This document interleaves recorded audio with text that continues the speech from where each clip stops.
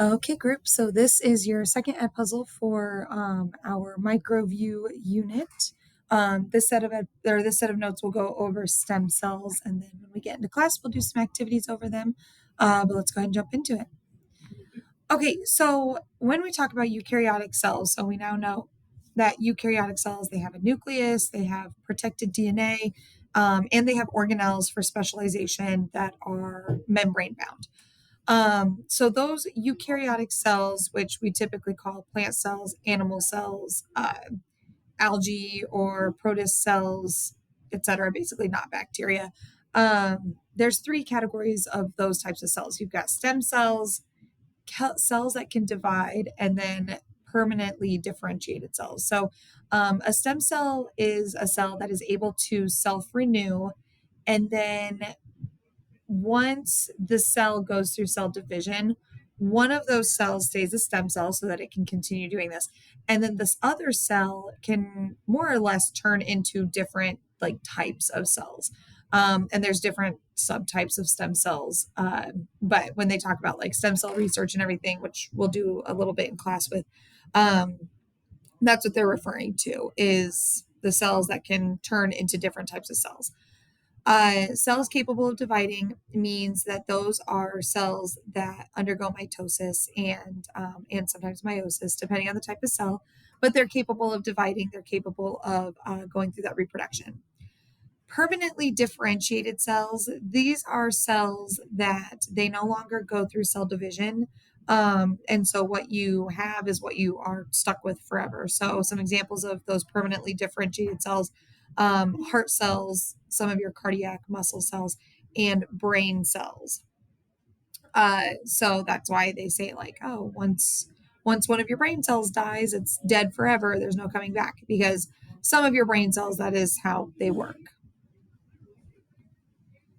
So inside our bodies, especially like the human body, where we have trillions and trillions of cells, of those trillions of cells, there's actually hundreds of different types of cells. And every single one of them came from the fusion of sperm and egg. So one sperm, one egg come together, and then you get all of these hundreds upon hundreds of different types, these trillions upon trillions of different cells themselves.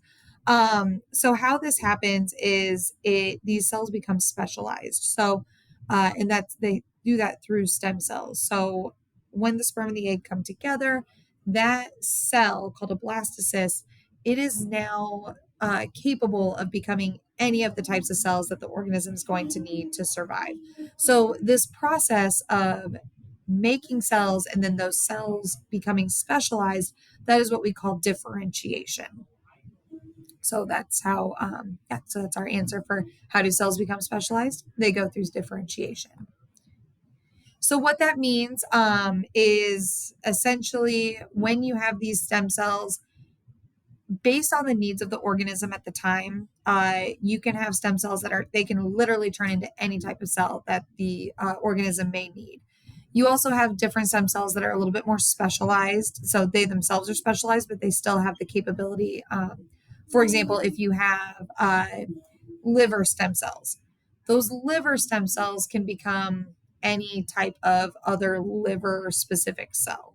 So that's kind of what that means, in that the differentiation is slightly different for different cells. But during development, cells differentiate into many different types and they become specialized. So they have a specific job. Typically, this occurs in the embryonic stage. So when the organism is an embryo, for humans, this is anytime between, I believe, 20 weeks gestation. So 20 weeks of pregnancy. Basically, when the organism starts to look like what it's going to look like when it's born, most of their cells are done being stem cells. They have differentiated, and then they'll go through mitosis to maintain their numbers and their growth. For the most part, adult cells do not differentiate anymore. Again, there's some exceptions to this rule, but for the most part, and in adults and even young adults such as yourselves, this the stem cells and the differentiation is done. It's complete. So these stem cells, we keep talking about this again. They're just cells that they don't have differentiation yet. They are unspecialized, but they can turn into many different types of cells. So there's really two major types of stem cells. We have embryonic stem cells, and then we have adult stem cells. Embryonic stem cells, they themselves actually then have two different types. So you have totipotent, which is a fun little word, but totipotent stem cells, these are going to produce tissues of the body. So anywhere where you have specifically a cluster of cells put together, and that cluster is working together, those came from totipotent stem cells. The other type of embryonic stem cell is pluripotent stem cells. And what these guys do is they can literally turn into anything. And these are going to be the ones that produce most cell types within the body. So just remember tissue, tissue, plural, most, many. So that's how you can kind of remember those two. And then in adults, so in, again, such as yourselves, young adults, such as me, multipotent means it can produce many types of cells, but those cells that they produce have to be unique to that tissue. So you can have kind of a vague example of that is, so you have three different types of muscles in your body. You've got cardiac muscle, smooth muscle, and skeletal muscle.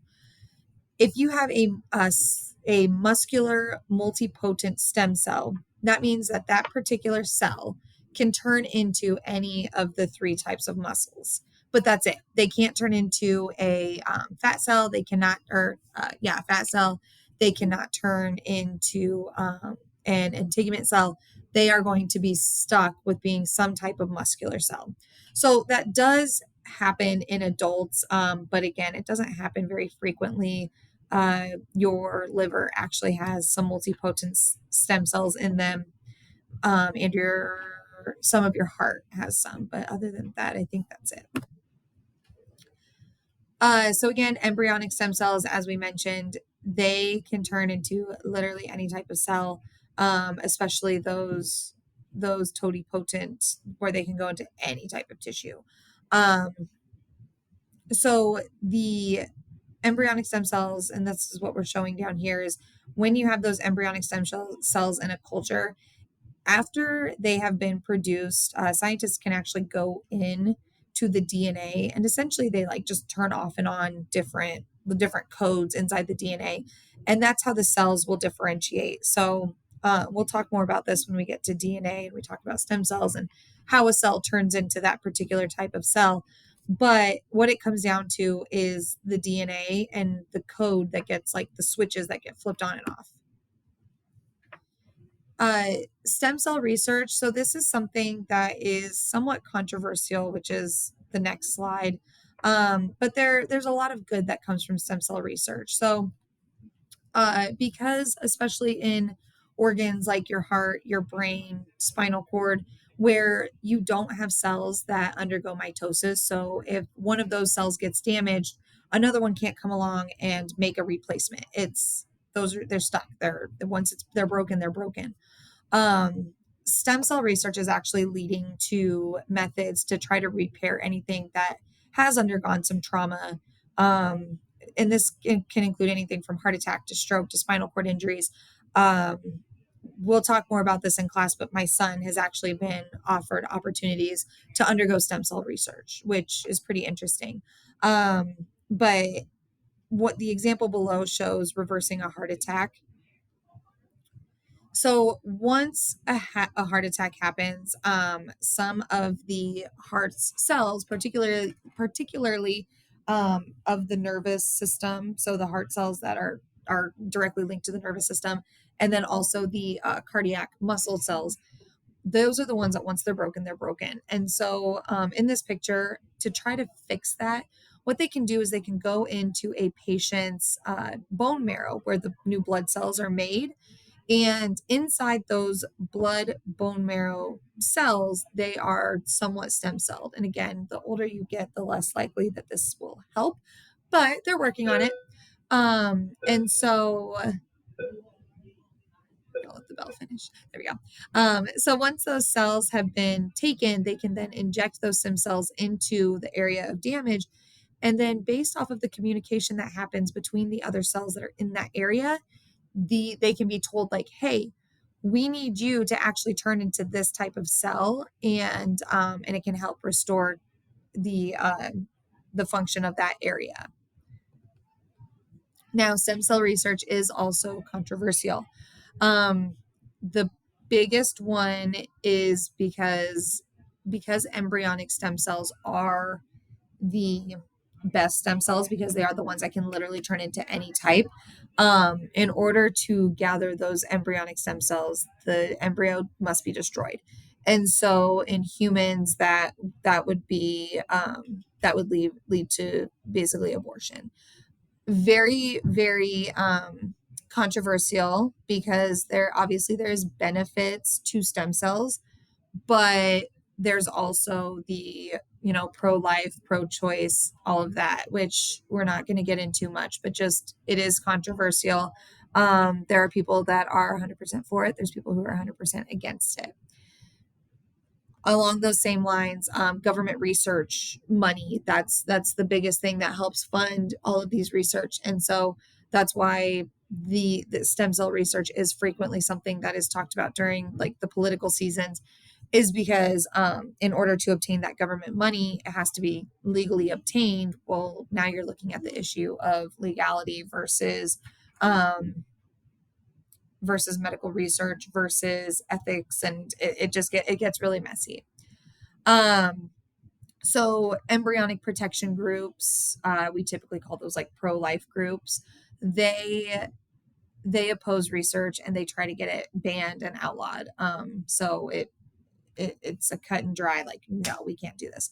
And then you have other groups that are like, well, this is something that can be very helpful. It can help lots of people. And these are typically the groups that are pro-choice. So if this woman who is pregnant is going to abort anyways, then we might as well use it for good. Or if the embryo isn't going to be able to survive anyways for X, Y, and Z reason, we might as well be able to use it. And again, it's a very yucky, muddy area that, it's something that nobody can really tell you one way or the other what you should believe. But that's kind of the ethics behind stem cell research. Now, stem cell research can also be something that does not have to be bad.